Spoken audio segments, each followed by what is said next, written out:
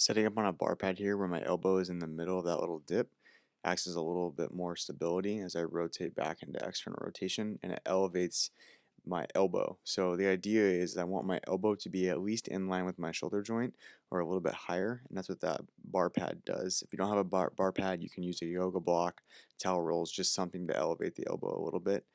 And I like to use a weighted ball in this example because it forces a little bit more grip into the ball. And then the progression here is I'm moving toward the end of the bar pad is it's a lot higher because the middle of the bar pad is a lot softer. And then you'll see me here rotate my trunk or my legs to the left, excuse me. When I rotate my legs to the left, that creates a relative right trunk rotation. So it kind of winds up my thoracic spine a little bit without really moving from the top down. Necessarily I'm moving from the bottom up. And we're pausing at the bottom, creating that stretch across the front of the hips. If I bring the top leg over, it further drives that rotation in the bottom half, which essentially is creating rotation in my thoracic spine as well. And then when we transition to internal and external rotation, the idea here is the back of that shoulder is staying on the ground. So I'm not allowing it I'm not allowing it to pop off the ground, excuse me.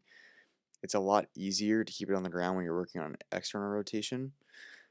Here we'll go into internal. You'll see me like kind of take my left hand and put it over on the front of my right shoulder so I can see if it's popping up. It's a little bit harder to do this setup with a ball. It really forces you to kind of grip. The reason I like that is it forces a little bit more recruitment, and we're trying to go down to that bottom position, pause so I can feel a stretch in my shoulder. So I know I'm isolating it to the shoulder and then come back out of it. And your stretch hold is going to be a little bit different for everybody. So in your programming notes, that should be depicted how long you're holding the stretch for, what the tempo could be, and then what the sets and reps are in relation to the aforementioned. And then be mindful of your trunk here. So I'm rotating this time the opposite direction to create a little bit more internal rotation, because what I'm doing is driving the motion from the bottom up into my spine, and then lastly I'll rotate my trunk into it to drive the rotation even further into internal. Should not be painful. You should feel tissues stretching. If it's painful, check your setup, make sure the back of the shoulder is on the ground. And then to be a little bit more aggressive, you'll see me bring the bar in here.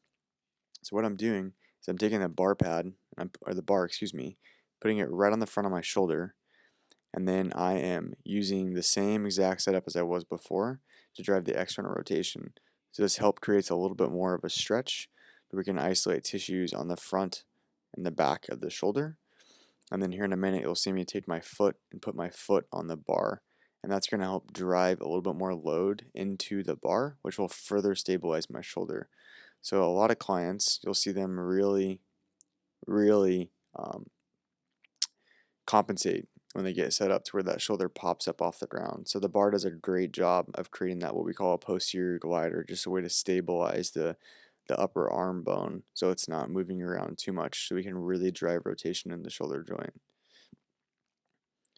And then if you're someone that has pretty good motion and you feel like you getting to the ground like this is way too easy, you need to do this off of an elevated surface so it allows your forearm to rotate further back into external rotation, so that way we're not being limited by the ground. Now when I rotate an internal rotation, it's the exact same setup. The bar does a great job, especially with my foot pushing down into the bar, to stabilize the shoulder. So I know for a fact that that shoulder blade is not rotating forward. The shoulder blade staying in contact with the ground the entire time.